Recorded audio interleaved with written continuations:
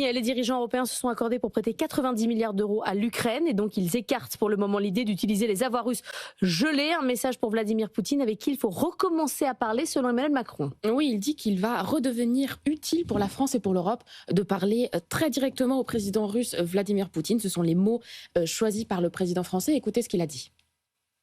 Je constate qu'il y a des gens qui parlent à Vladimir Poutine. Donc je pense que nous, Européens et Ukrainiens, on a intérêt à trouver le cadre pour réengager cette discussion en bonne et due forme.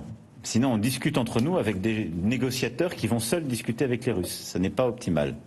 Il dit bien, il y a des gens qui réussissent à parler. Il parle des Américains. Évidemment, il vise les Américains qui négocient, il est vrai, un peu en tête-à-tête avec les Russes depuis le début de cette nouvelle phase de négociation. En particulier, on pense à Steve Witkoff, qui est l'émissaire de la Maison-Blanche, qui a toujours été très conciliant envers le Kremlin. C'est vrai que voilà, depuis le début de cette nouvelle phase de pourparlers, les Russes ne s'expriment pas vraiment, ils ne parlent pas aux Européens, ils ne parlent pas aux Ukrainiens.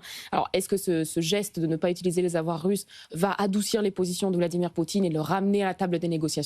Pour l'instant, on ne sait pas. Mais quand même, c'est une victoire quand même pour Vladimir Poutine de ne pas avoir décidé d'utiliser ou de garantir le prêt sur les avoirs russes. Tout à fait, c'est une victoire. Alors attention, les Européens affirment qu'ils continuent de travailler sur les fonds russes gelés pour trouver une solution acceptable pour tout le monde, y compris pour la Belgique qui s'y oppose.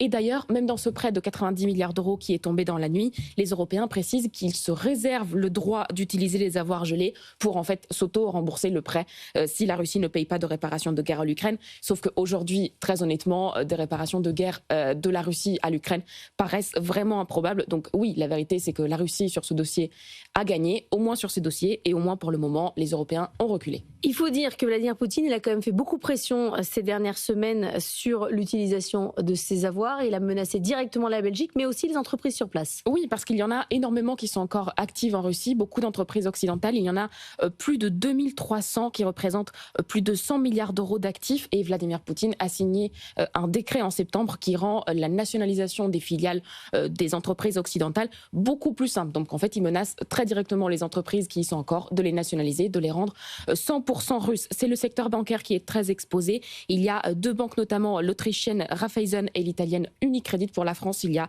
d'autres entreprises, Auchan, Bonduelle, Yves Rocher. Donc toutes ces entreprises-là auraient été en première ligne d'un conflit ouvert sur la question des avoirs russes. Il faut bien comprendre en tout cas que toutes ces menaces russes, le but c'est de faire planer le doute. Qu'est-ce qui va se passer si on se serre dans les avoirs russes ? On aura des conséquences juridiques, on aura des rétorsions sur la Belgique, on aura des représailles sur les entreprises. Bref, plus on perd du temps en Europe à se poser ces questions, moins on exploite les actifs russes qui sont sur notre sol. Le monde qui bouge, c'est à trouver en replay, un podcast sur l'application BFM Business.